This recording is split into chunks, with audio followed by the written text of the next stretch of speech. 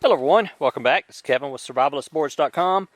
I thought about using a tripod for this, but then I would have to like move it over for every little thing I did. So I was like, well, I might as well just carry the camera. So if it's shaky and it bothers y'all, I apologize.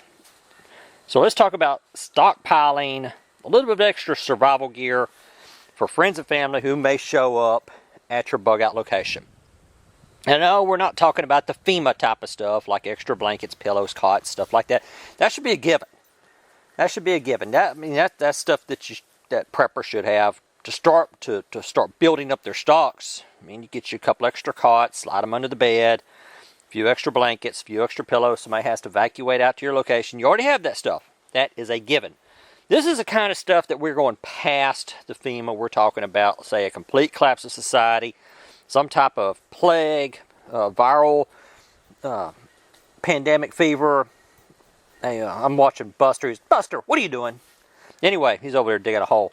Anyway, where was I? Oh yeah, meteor strike, nuclear war, just whatever. These are little items that I stockpile a few of here and there for friends and family members that may show up. It's like, okay, well, we're going to go scout this pond, see if we can get some turtles or do some little fishing. This is stuff where we can go over to an area, recon an area, go hunting, whatever. First thing, little Daypack. I used to recommend the Alice pack, but I cannot really recommend those anymore. Prices are going up. They're starting to get scarce. People on eBay that have sold medium Alice packs for decades now no longer carry them in stock. Prices are just getting outrageous on those. For what we're doing, we just need a little light day pack.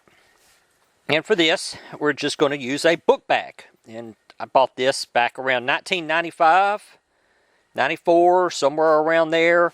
If you wait until after school starts, and I've done this before, if you wait till after school starts, a lot of these big box marts, a lot of these websites will put back to school backpacks on clearance. And I picked up school backpacks that I had for spare hiking bags that like my nephew used or my son may have used whenever he was little for like $5 each.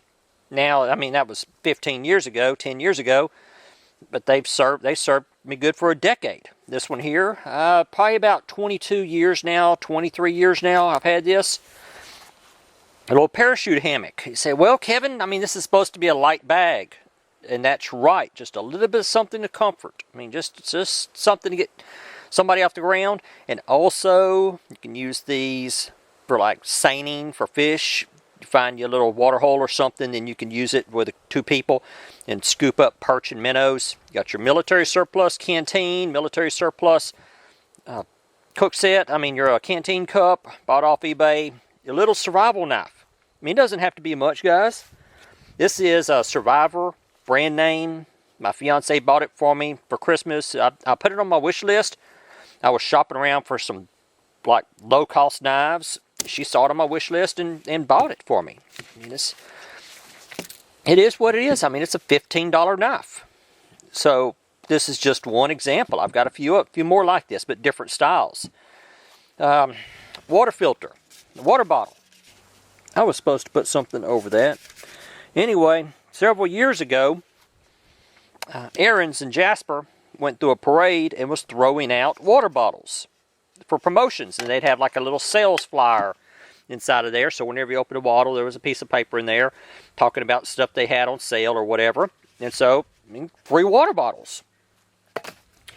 Water filters. A buddy of mine got me to finally buy one of these. It's supposed to be good for like 100,000 gallons. Not sure how that's supposed to work out. It just back flush it on a regular basis. Anyway, got your 16-ounce bottle, water bottle or pouch. Fill that up. It's even got a straw. Drinking straight out of the water source. Fire starter. I just threw this out here for an example because it is kind of difficult. It can be difficult for people that are not knowledgeable on how to use these. And it helps if you have like dryer lint. And so matches in a pill bottle would be good. Rain poncho for building a shelter and a blanket. So there. I mean, we've got, oh yeah, and a little small flashlight. Hang on just a second. Flashlight. Something like a little AA multi-output flashlight like this Through Night Archer. They've got one that uses a single AA battery, and then they've got one that does a AA, uses 2 AA batteries. Something like this, put a lithium battery in it. I mean, you're good.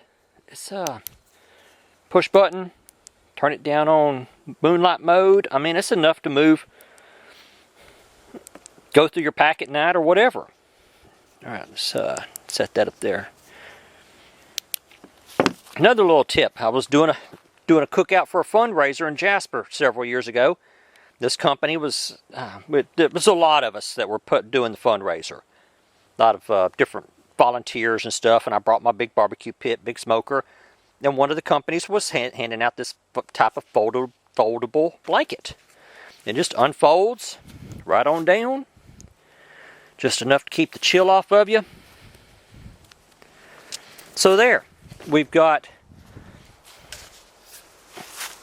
toss that to the side.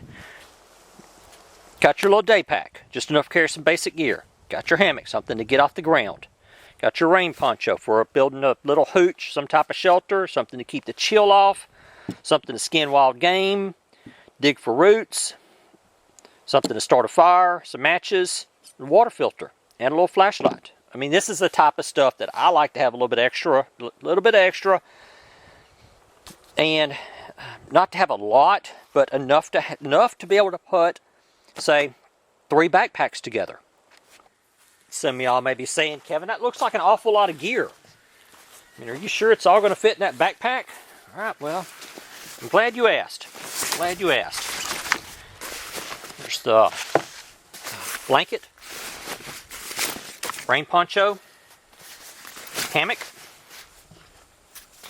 knife,